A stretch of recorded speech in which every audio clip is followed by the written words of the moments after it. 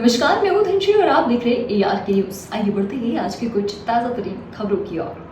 निशा बांगरे का deputy collector पद से इस्तीफा मध्य प्रदेश ने मंजूर कर लिया है। हाईकोर्ट की सख्ती के बाद सोमवार देर शाम इस्तीफा मंजूर करने का आदेश जारी किया गया। अब उनके चुनाव लड़ने का रास्ता साफ हो गया है।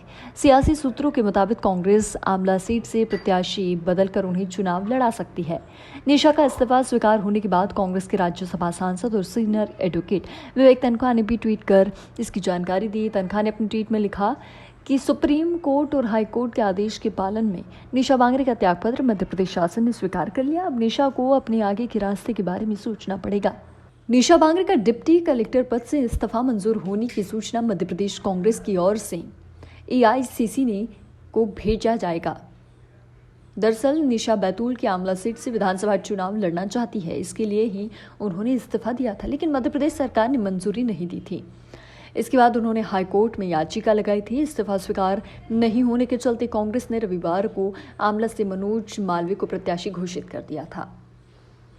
बिल्कुल, चुनाव तो हम लड़ेंगे ही, क्योंकि मैंने हमेशा से ही बताया कि लोकतंत्र का हिस्सा हम बनना चाहते हैं। विधायिका का हिस्सा बनना भी उसका एक पार्ट है, तो हम चुनाव तो लड़ेंगे। निश्चित तौर पे मैं नामांकन पत्र भरूंगी।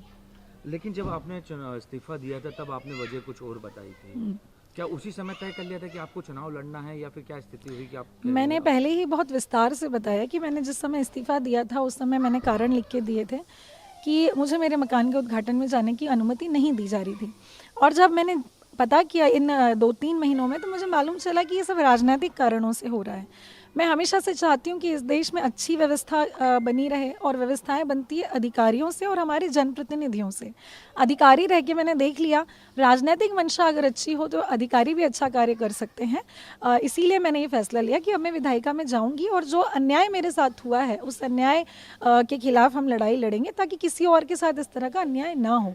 तो ये सब ग्रेजुअली हुआ है, और आज हम जो है चुनाव लड़ने के लिए तैयार हैं। आपको क्या लगता है जिस समय आपको मना किया गया, तो उस समय तो आप किसी राजनीतिक से नहीं थी, आप एक IAS हैं, आप पद पे थी, तो ऐसे अधिकारी के साथ जो सर्वोच्च पदों पे रहते हैं, वो जो पदों पे पहुंचे, उन अधिकारियों के साथ भी आपको उस समय कहाँ से आपको लगा कि आपके साथ राजनीति हो रही है, वो क्यों लगा? बिल्कुल, क्योंकि मैं जहाँ पर मकान का उद्घाटन था वहाँ पर सर्वधर्म प्रार्थना होने जा रही थी, और चूंकि मैं उस क्षेत्र में पिछले 5 साल से हूँ, मेरी पोस्टिंग वहाँ 2018 से 2021 के बीच में रही है। लोगों के बीच नहीं, आमला लोगों के बीच में रही हूँ। जनता का स्नेह और प्यार मेरे साथ रहा है, तो लोगों ने ही मुझे एक ऑप्शन के तौर पे उस समय भी देखा था जब मैं वहाँ पर पदस्थ थी।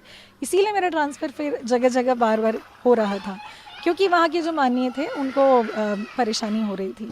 तो यही कारण रहा था। लोगों ने तो उसी समय से एक जनप्रतिनिधि के रूप में मुझे चाहा था, लेकिन मैं उस निर्णय तक नहीं पहुँच पा रही थी, क्योंकि मेरा कोई पारिवारिक बैकग्राउंड नहीं है इस तरह का। मैं सीख कर ही आगे बढ़ रही हूँ। पढ़ लिख कर के अधिकारी रहते हुए मैंने देखा कि जिस स्वतंत्रता के साथ मैं काम करना चाह रही हूँ, मुझे वो नहीं मिल पा रही है। और फिर हद तो तब हो गई जब मुझे मेरे घर के उद्घाटन में अनुमति नहीं दी गई, तो तभी मैंने अपना इस्तीफा दिया, और ग्रेजुअली फिर हम यहाँ बढ़े। मैं किसी राजनीतिक दल से कभी जुड़ी नहीं रही।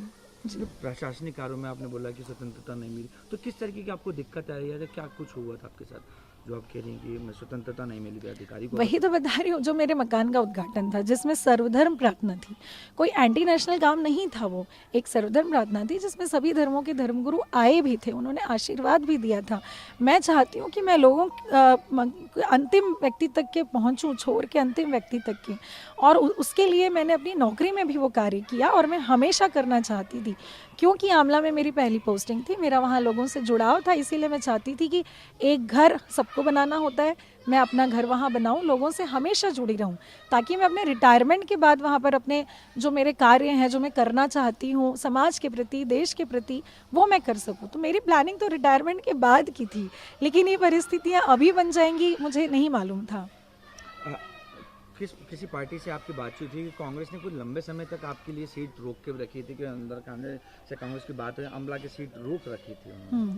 देखिए, जब मैं ये संघर्ष कर रही थी तब कांग्रेस ने मुझे साथ देने की बात करी।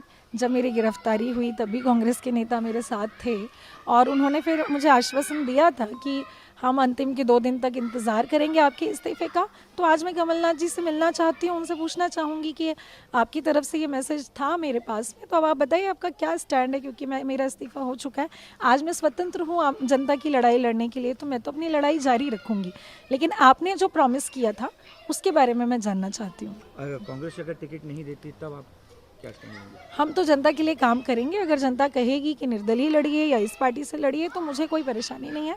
जैसा जनता कहेगी, जो जनता का आदेश होगा उसका मैं पालन करूँगी। तो चुनाव लड़ेंगे? चुनाव लड़ूंगी मैं। आपको लगता है कि कौन सी पार्टी और क्या आपके मुद्दे रहने वाले हैं?